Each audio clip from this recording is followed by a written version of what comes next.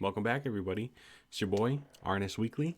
Let's talk about the Bucks. They played the Wizards tonight, and they didn't have Giannis, they didn't have Middleton, but hey, like I said, they got the job done. I expected them to win this game. I didn't expect it to get as close as it did towards the end there, but they held on. I think they got it. I think the Wizards got it down to within 5 at one point. Let me check here. I have the NBA.com. No, let me check the game charts. No. Yeah, here we go. Let's see. Yeah, it was. I think they got it within 7 points at one point. Never led. Longest run was 9. Lead changes 0. Yeah, Bucks led by almost 30 at this point. But let's talk about Drew. Let's talk about Drew tonight. Drew shot. Let's see. He shot 56%, 10 for 18. He made half his threes, and how do you do from?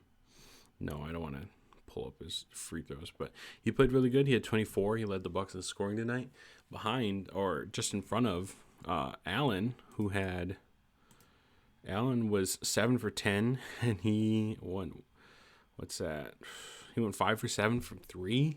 He's tearing it up, and then he had a late 3 that was basically the dagger at the end of the game that put a stop to the late run that the Wizards went on. I think they had cut it to, I think it was like 8 at that point, and then they opened it up. It was like 102, 109. Allen hits a 3 late off of I think it was a Drew assist, and he knocked down the clutch shot to put him out for good. On the Wizards side of things, let me go back to. I don't want to be on the shot charts. Let's go back to the box score. The Wizards, I think, who led them in scoring? Oh, it was Ish Smith. If Ish Smith is your leading scorer, I don't really think. If Beal is playing, then maybe it's a good thing. But with Beal being out, not playing, and Ish being the leading scorer, you don't really stand a chance. And he had a lot of those points in the second half. You know, he played 27 minutes, 17 points. That's not bad from him, but still not what you want. Let's see. KCP, Kristaps had 16 each. And I think Gafford only had 6. It seemed like he had a bit more of an impact on the offensive glass, at least, in the bit that I did get to watch. And then Denny did pretty decent. He had 12 and 2. What was it? 12. How many rebounds did he get? I'm trying to line this up. 12 and 4, 12, 4 and 2. It's not bad.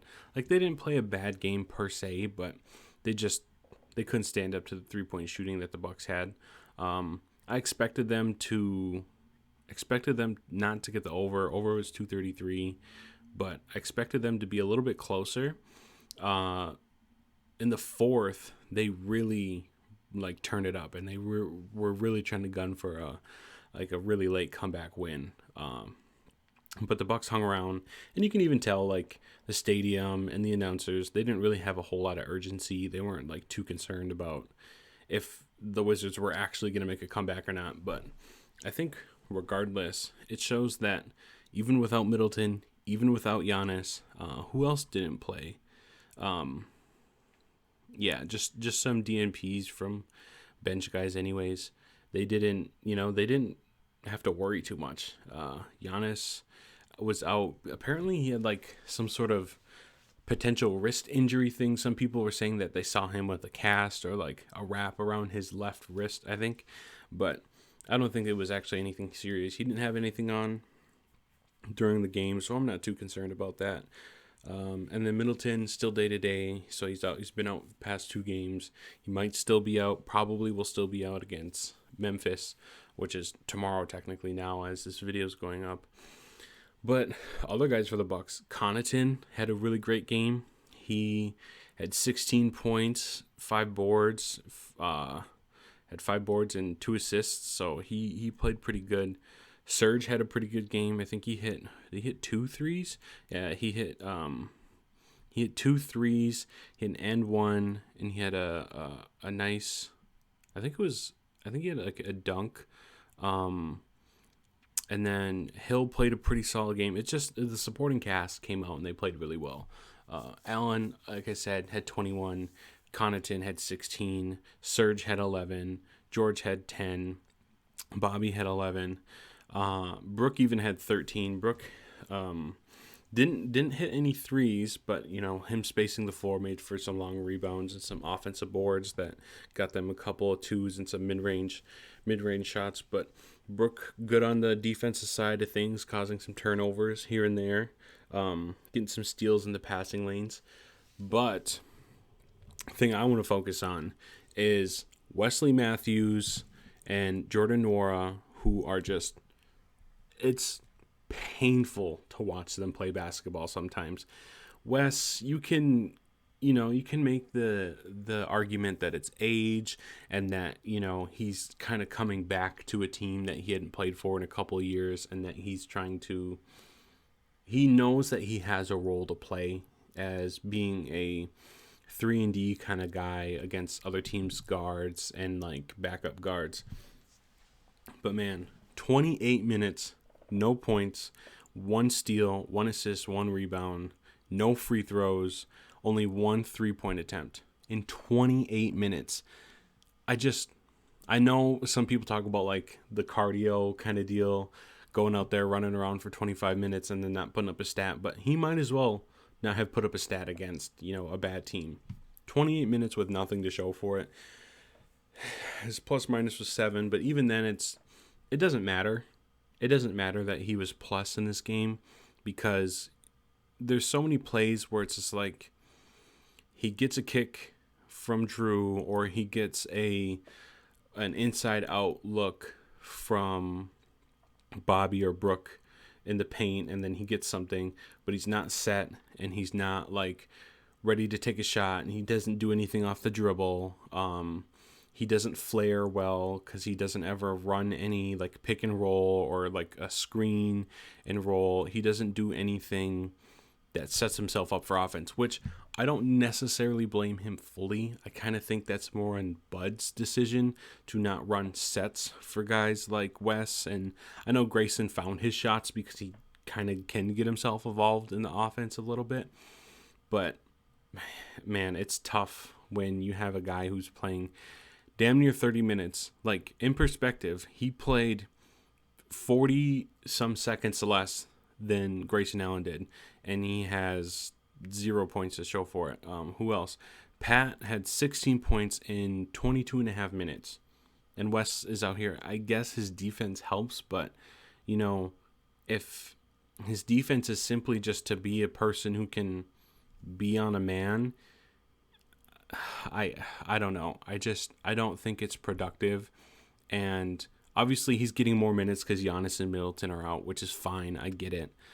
Same thing with Nwora, and I'll give him a little bit more of slack because he at least tried some shots, and it looked like he was trying to find a rhythm, even though that he didn't get anything get a really good look, and he tried to force some stuff. But I appreciate the assertiveness, I guess. He had some rebounds, which is okay, I guess, better than putting up 1 rebound. But people forget he's a 2nd-round pick. He wasn't supposed to be. Oops. Oh, it's my phone recording. He wasn't supposed to be anything incredible, and when he does put out, a decent amount of points, 10, 11, 12 points, hell, I think his season high for this season is like 23 or 24 points maybe. I could be wrong about that. I probably am. But it's tough when you got like such weak wing depth that you're playing guys who put up, goose eggs on offense.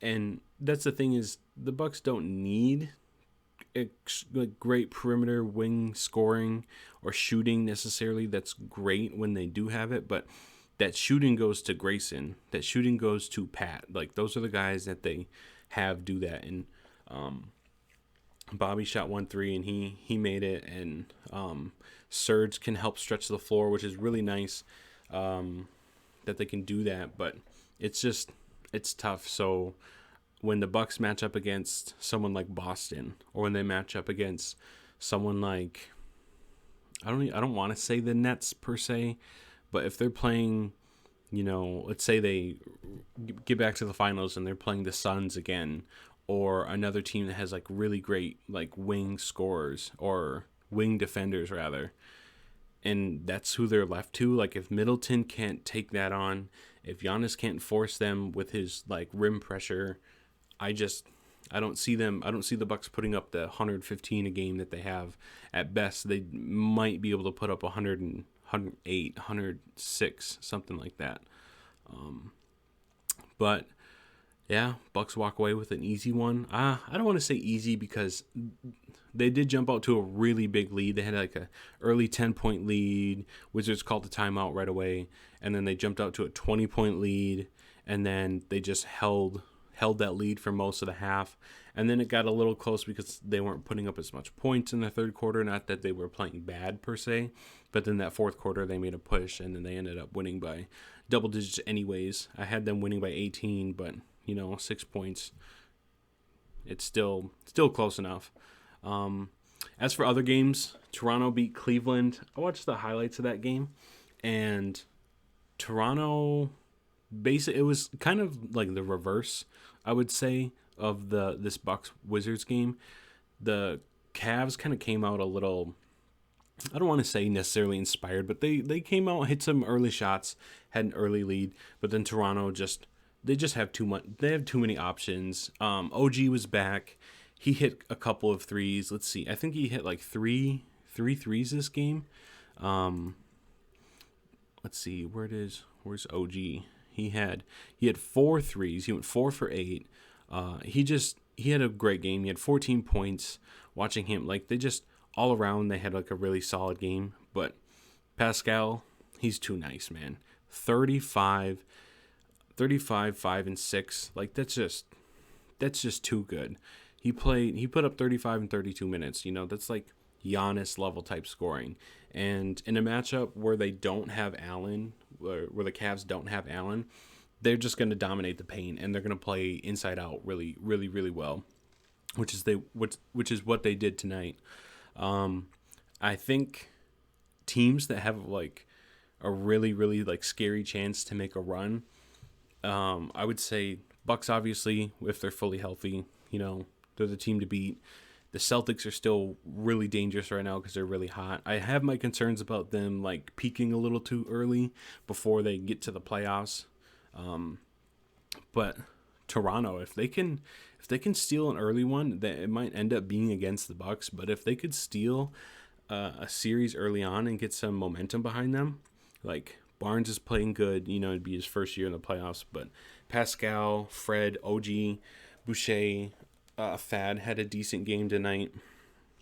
I just think they have a really good chance to make a good run with the roster that they have, because they just play really well. They shoot really well.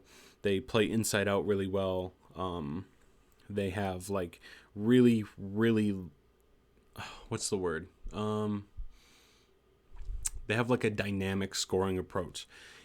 OG's a big enough guard that if he wanted to take someone off the dribble or muscle another guard in, he could. And Fred, I was watching and I was like kind of like shocked at like, Fred's kind of got that thing on a string, man. He was breaking defenders down, and he had a couple of shots that I was like, damn, like Fred isn't just like a catch and shoot kind of guy. He can really actually, break a defender down off the dribble and get a good look. Boucher is just another one of those like Siakam, Giannis types.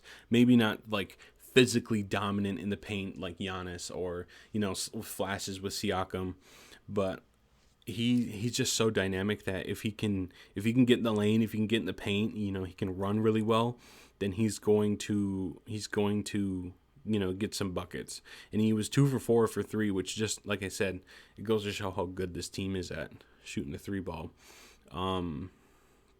Let's see. Barnes had 11, 6, and 4. He was 3 for 4 from the line. Didn't hit a 3, but he played almost 36 minutes or just over 35 minutes. And he, had a good game, 11 points. He had a really, really big dunk off of, I want to say it was a Siakam or maybe an OG like pass, like right around the block. And he like took off from maybe not that far out, but he took off basically from the like the jump ball line and just like monster two-hand slam. The whole place went nuts. And Cleveland looked pretty okay for most of the game, but they just kind of weren't there. I think Markkanen had 20. Garland had 18. He didn't shoot all that great. 1 for 6 for 3, 7 for 18. Not that great of a shooting night. Kevin Love had a decent game. Mobley played okay. Watching Mobley on offense, it's like, he was 5 for 7, but only because they were like really, really close looks, dunks or layups. But there's times where it's just, and he had one shot that he took from like the 3-point line, like in a dribble or two, and made it to the basket. He might have, did he get fouled? Maybe. He got fouled twice, and he made one free throw. But watching him, I know it's kind of funny, but it's like he's just kind of got like baby giraffe vibes, where he's not like, he can be a much better offensive player, and that once he starts actually developing some like better footwork and putting some muscle on, he doesn't need to put a ton of muscle on, but if he can be a little bit more sturdy in putting up his shots, then I think he has a better chance. But he played damn near 40 minutes. Him and Garland played basically the same amount of time, but it wasn't going to happen. The Raptors were just too overwhelming, too much scoring options at the rim, and then inside out to shoot for 3. But that's pretty much all I have to say for tonight. New Orleans beat Chicago. Chicago's lost like 3 or 4 straight at this point. Phoenix had a really good game against Denver, and Memphis blew out Indiana, which is what I think they're going to do to Milwaukee on Saturday. Hopefully not. Hopefully Giannis is back. Hopefully Middleton's back. Maybe it's a close game, but that's all I have to say, and I'll see you again next time. Deuces.